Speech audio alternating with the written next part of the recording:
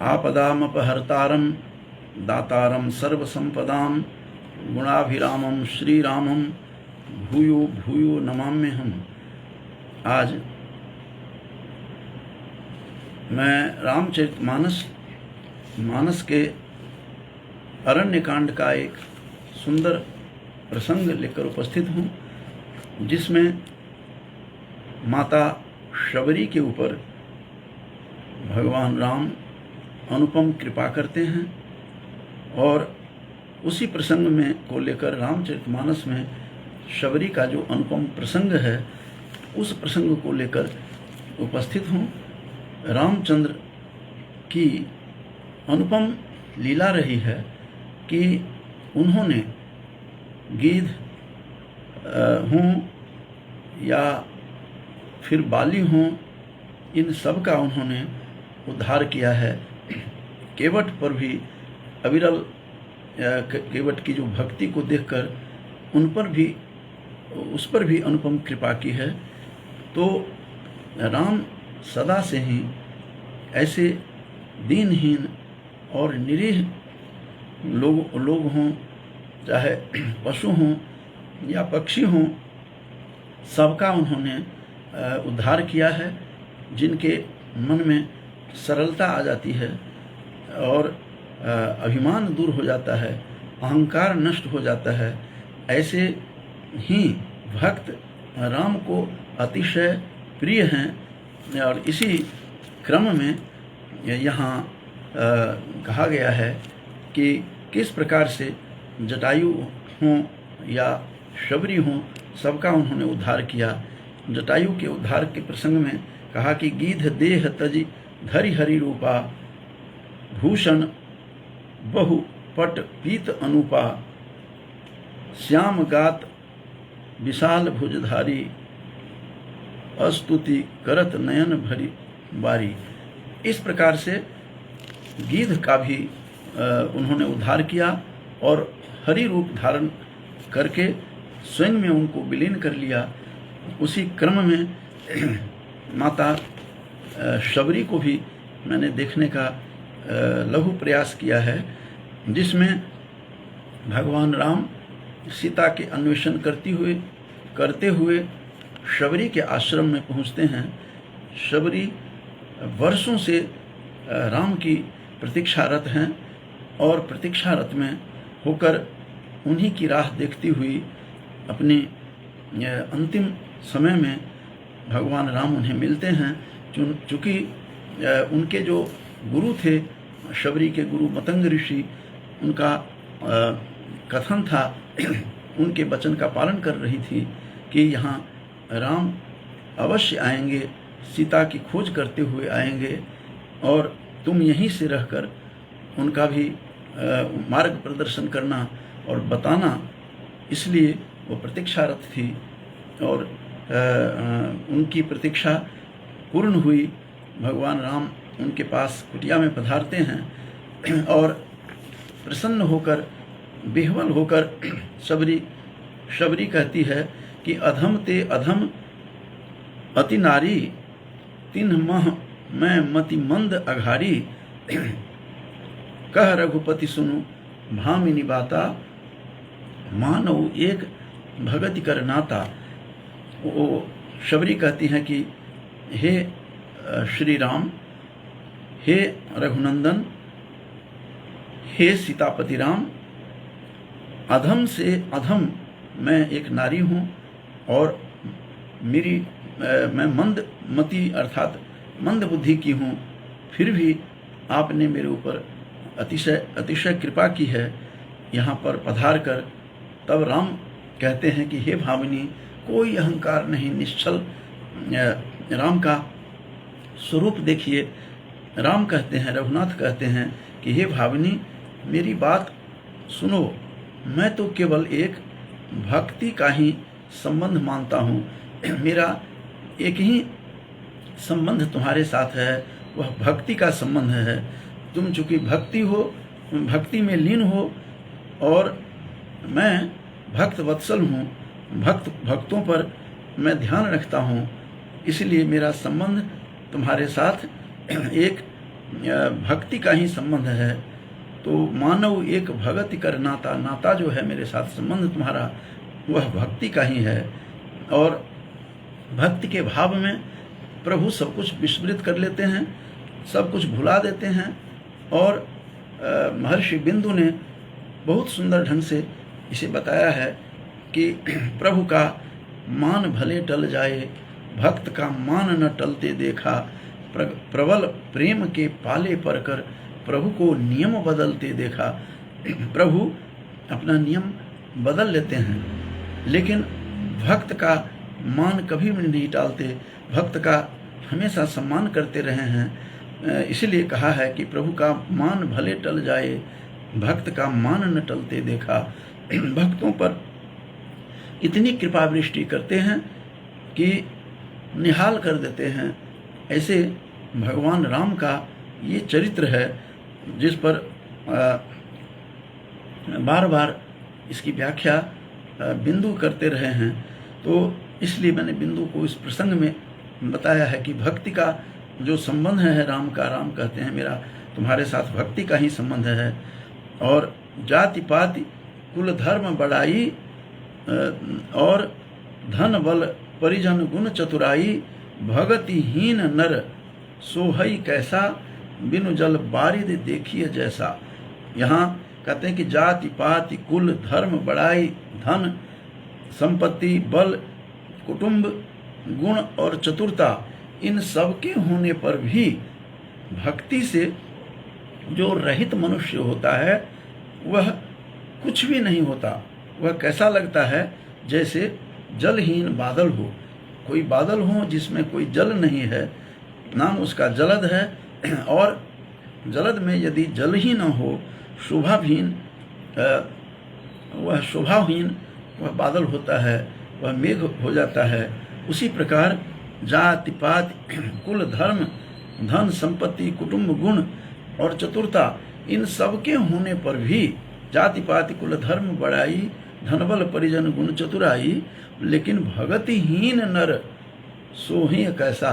जो भक्ति से हीन मनुष्य होता है वह किस प्रकार सुशोभित होता है, किस प्रकार फीका लगता है, किस प्रकार वह तुच्छ दिखाई देता है, हास्यास्पद हो जाता है। जैसे बिनु जल बारिद देखिए जैसा, जैसे बारिद जो है बादल बिना जल का जिस प्रकार से बेकार लगता है, उसी प्रकार भक्ति से जो हीन होते हैं वे भी सुशोभित नहीं होते। और यहाँ पर उन्होंने नवधा भक्ति का ज्ञान शबरी को दिया है। तो नवधा भक्ति का ज्ञान रामचरितमानस के अरण्य कांड में बहुत ही सुंदर ढंग से जो 9 प्रकार की भक्ति कौन कौन सी है उसकी चर्चा हुई है, उसी को मैं संक्षेप में प्रस्तुत कर रहा हूँ। कहते नवधा भगति कहूँ तो ही पाही, सावधान सुनु धर्मन माही। हे भावनी, हे शबरी, राम कहते हैं कि 9 प्रकार की जो भक्ति है मैं तुझे बता रहा हूँ, सावधान होकर के सुनो, धर्मन माही, और मन में धारण करके रहो। प्रथम भगति, जो प्रथम जो भक्ति है नवधा भक्ति के 9 प्रकार की जो भक्ति है उनमें सबसे प्रथम संतन कर संगा, संतों का संग रहना सर्वप्रथम भक्ति है। दूसरी रति मम कथा प्रसंगा, और दूसरी भक्ति कौन सी है? राम कहते हैं कि मेरी कथा में, राम कथा में प्रेम रखना, रति रखना, मम कथा प्रसंगा, मेरे कथा प्रसंग में प्रेम रखना दूसरी भक्ति है। और आगे फिर दोहा में कहते हैं कि गुरुपद पंकज सेवा, तीसरी भगति अमान, चौथी भगति मम गुणगन, करई कपट तजिगान। कह रहे हैं कि तीसरी भक्ति अभिमान रहित होकर गुरु के चरण कमलों की सेवा, और चौथी भक्ति यह है कि कपट छोड़कर मेरे गुण समूहों का जो गान करता है वही चौथी भक्ति है। और तीसरी भक्ति है कि अमान होकर के रखना, मान अभिमान से दूर हट जाना। अभिमान जिसमें नहीं होता है भक्ति, ये तीसरी भक्ति है कि अहंकार नहीं होना, अहंकार से दूर रहना, निरहंकार रहना। इसीलिए गीता के दूसरे अध्याय में कहा गया है कि निर्ममो निरहंकार स शांतिम अधिगच्छति। जो ममताहीन, आसक्ति से विहीन और निरहंकारी हो जाता है, अहंकार से विहीन हो जाता है, वही व्यक्ति शांति को प्राप्त करता है। इसीलिए तुलसी ने भी यहाँ लिखा है और राम कहते हैं शबरी को कि तीसरी भक्ति जो है कि अमान हो जाना, अहंकार से शून्य हो जाना, अहंकार शून्य होकर के रहना ही तीसरी भक्ति है। और चौथी भक्ति मम गुणगन करें, चौथी भक्ति है कि मेरे गुण का गुणगान करते रहें, गान करें। और कपट तजगान, कपट को त्याग दें। छल कपट जो हैं वो इनको भावते नहीं हैं राम को, तो इसलिए छल कपट से दूर रहने के लिए कहा गया है जो चौथी भक्ति है। मंत्र जाप मम दृढ़ विश्वासा, और मेरे मंत्र का जाप करें, मेरे नाम का जाप करें, राम नाम का जाप करें। और जप करके पंचम भजन सो वेद प्रकाशा, और पांचवा जो है कि वेद का, यही वेद में प्रसिद्ध है, यही भक्ति, यह पांचवी भक्ति है जो वेद में प्रसिद्ध है। तो जो वेद प्रकाशा कहा है, प्रकाशा, छठ दम शील विरति बहु कर्मा। और छठा क्या है कि दम, जो उसको दमन करना, अपने इंद्रियों पर नियंत्रण रखना, इंद्रियों पर निग्रह रखना, इंद्रियों पर जो नियंत्रण रख करके चलता है, ऐसे मनुष्य जो हैं, राम कह रहे हैं शबरी को कि जितने भी अहंकार है और जितने भी इंद्रियां हैं, एकादश इंद्रियां हैं, 5 कर्म की और 5 ज्ञान की इंद्रियां हैं और एक मन है, इन एकादश इंद्रियों पर निग्रह करना, दम करना, दमन करना, उन सबको नियंत्रण करना, कंट्रोल ओवर द सेंसेस, इन सभी से जो इंद्रियों पर नियंत्रण कर लेता है, वही छठी भक्ति के रूप में कहते हैं। शील विरति बहुकर्मा, और जो शीलवान होता है, शीलवान जो व्यक्ति होते हैं, जो चरित्रवान होते हैं, वे चरित्रवान जो व्यक्ति होते हैं, शीलवान, वो त्रिलोकम विजयते कहा गया है, वो तीनों लोकों पर विजय प्राप्त करता है जो शीलवान होता है। इसलिए यहाँ तुलसी ने इस रामचरितमानस के अरण्य कांड में जो शबरी को राम ने जो नवधा भक्ति सिखाई है, उसमें छठे नंबर की यही है कि छठ दम, ये जो छठी भक्ति है वो कौन सी है कि इंद्रियों के ऊपर निग्रह करना, इंद्रियों के ऊपर नियंत्रण करना, एकादश इंद्रियों पर अपना नियंत्रण रखना, और शील अच्छा रखना, स्वभाव अच्छा रखना, और बहुत कार्यों से वैराग्य और निरंतर संत पुरुष के धर्म में जो लगे रहता है, यही छठी भक्ति की निशानी है, यही छठी भक्ति है। ये बात राम ने शबरी को नवधा भक्ति बताते हुए बताते हैं और कहते हैं कि सातम सममोही मैं जग देखा, और कहते हैं कि सातवीं भक्ति क्या है। राम कहते हैं कि जो व्यक्ति समस्त संसार को राममय देखता है, कहते हैं कि मोहिमय जग देखा, जो व्यक्ति राममय इस संसार को देखता है वह सातवीं भक्ति है। और इसलिए तुलसी कहते भी हैं कि यह जो सिया राम मैं सब जग जानी, यह समस्त जगत जो है सीताराम से परिपूर्ण है, सीताराम से मय है। और इसीलिए जो व्यक्ति कहते हैं सातम सम मोही मैं जग देखा, जो इस संसार को मेरे से परिपूर्ण जगत को देखता है, राममय देखता है इस जगत को, मोते संत अधिक करी लेखा। आठवां ये सातवां में जो बात कही गई है कि जो व्यक्ति जो इस संसार को राममय देखता है और संतों को मुझसे भी अधिक करके मानता है, सम्मान करता है, जो व्यक्ति संतों को अधिक सम्मान करता है, और ये सातवीं भक्ति है। सातवीं भक्ति यही है कि राममयम जगत, ये जो है जगत इदम, यह जो संसार है यह जगत राममय है, ऐसा जो समझता है यह सात्विक भक्ति है। मुझ में ही ओतप्रोत है यह संसार, ऐसा जो मानता है तो और संतों को मुझसे भी अधिक सम्मान प्रदान करता है, यह सातवीं भक्ति है। और आठवीं भक्ति है जो कुछ भी मिल जाए उसी में संतोष करना, संतोषः परमम सुखम, और स्वप्न में भी पराये दोष को नहीं देखता है, वह आठवीं भक्ति है। यहाँ कहा है कि आठम जथा लाभ संतोषा, जो कुछ भी इस संसार में मिल जाता है, प्राप्त हो जाता है, उसी में संतोष कर लेता है, जो गुजर कर लेता है। और थोड़ी में मौज मनाओ जो कहा गया है, तो थोड़ी में ही संपत्ति में आनंद प्राप्ति करता है, आनंद का लाभ उठाता है।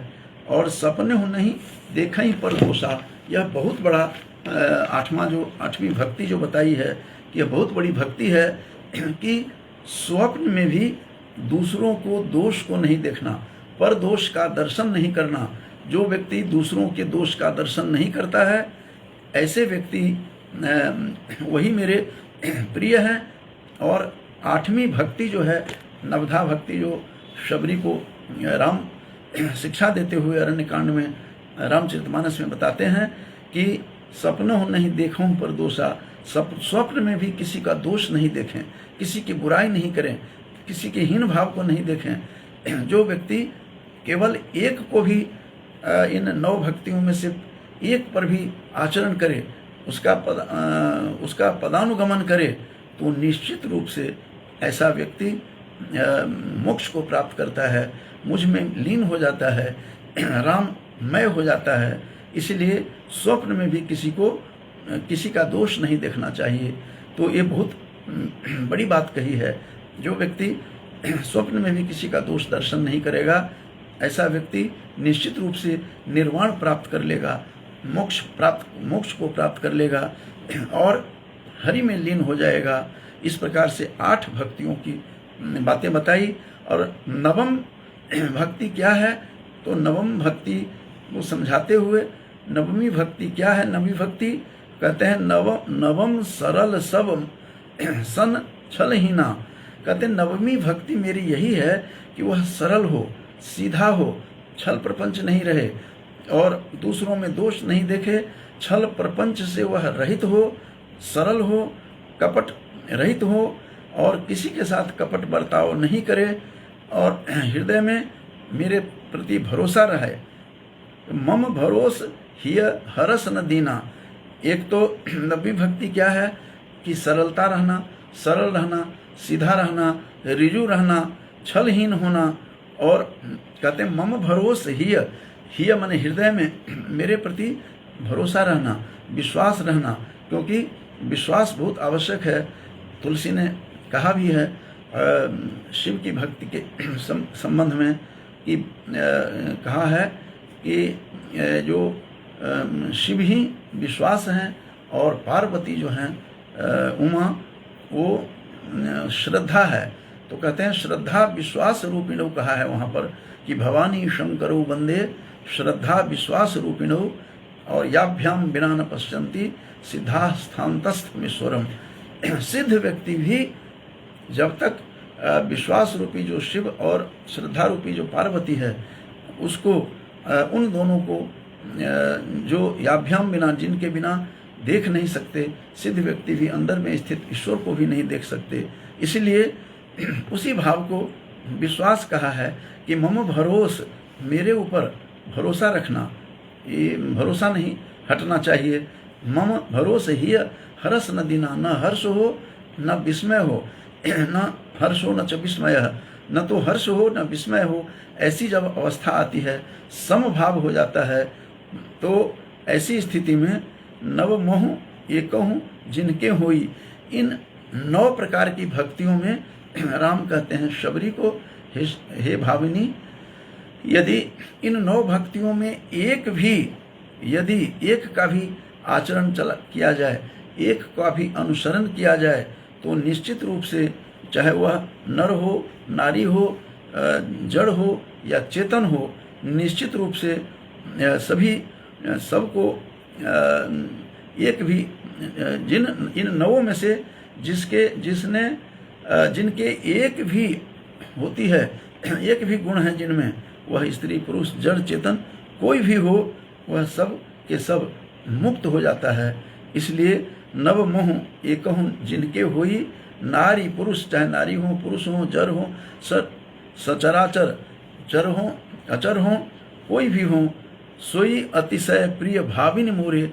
चर हो अचर हो नारी हो या पुरुष हो, यदि नौ भक्ति में से एक का भी आचरण करता हो, अनुसरण करता हो, एक का भी परिपालन करता हो, तो सोई अतिशय प्रिय भाविन मोरे।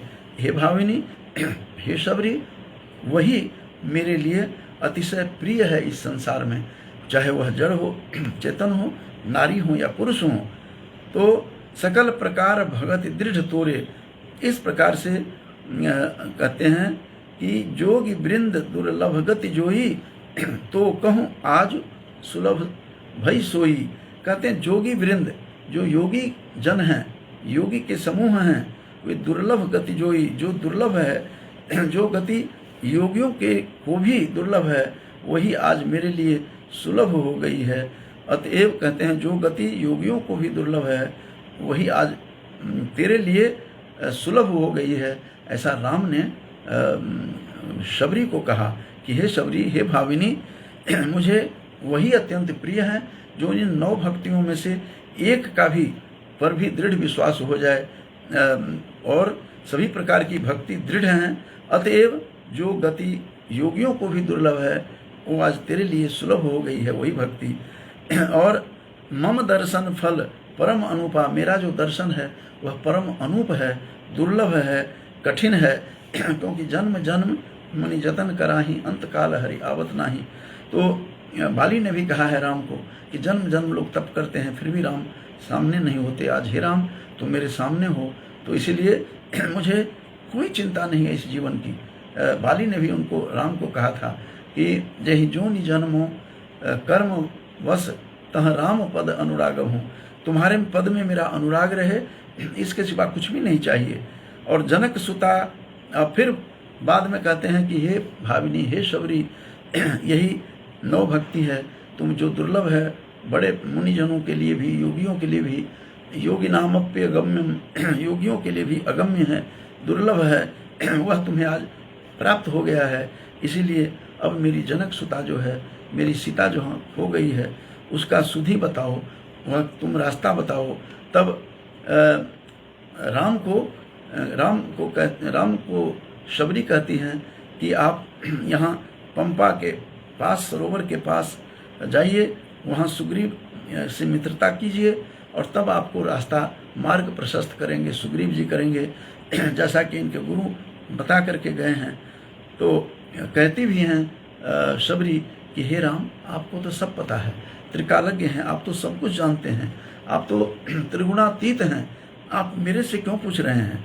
फिर भी जाना ही कहूँ करीबर गामिनी, कहते हैं आप मेरी गजगामिनी, जो मेरी जनक सुता है, सीता है, उसकी सुधि बताओ, उसका मार्ग बताओ, कहाँ गई है, कुछ अता पता है तो बताइए। तब वो कहती है कि सब आपको ज्ञान है, मैं क्या बताऊँ।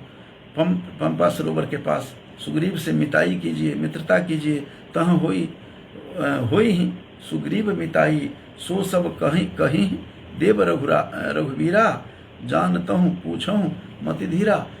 हे राम, आप सब कुछ जानते हैं, सीता कहाँ है, कौन लेकर के सीता को चला गया है, सब जानते हैं, फिर भी आप मेरे से पूछते हैं। तो बार बार प्रभु पद सिरु नाई, प्रेम सहित सब कथा सुनाई। बार बार प्रभु के चरणों में शीर्ष नवाकर प्रेम सहित अपनी सब कथा उन्होंने सुनाई। अब उनका जो उद्धार का समय आ गया है, तो किस प्रकार से राम ने उनको अपने पद में ही लीन कर लिया। तो कहा गया है कि कहीं कथा सकल बिलो की हरिमुख, हृदय पद पंकज धरे, तज जोग पावक देह हरिपद लीन, भई जहाँ नहीं फिरे। कहते हैं कि यह कथा सारी बातें सुना करके, सब कथा कहकर भगवान के मुख का दर्शन कर हृदय में उनके चरण कमलों को धारण करते हुए पद पंकज धरे, मुख हृदय उनके हृदय में पद पंकज धारण करके तजि जोग पावक देह, अपने योग अग्नि से, अपनी योग अग्नि से शबरी ने अपने देह को जला लिया और हरिपद में लीन हो गई। हरिपद लीन भई जहाँ नहीं फिरे, जहाँ पर ऐसे जगह हरिपद में वह लीन हो गई शबरी राम के पद में, जहाँ जाकर के फिर लोग लौटते नहीं हैं।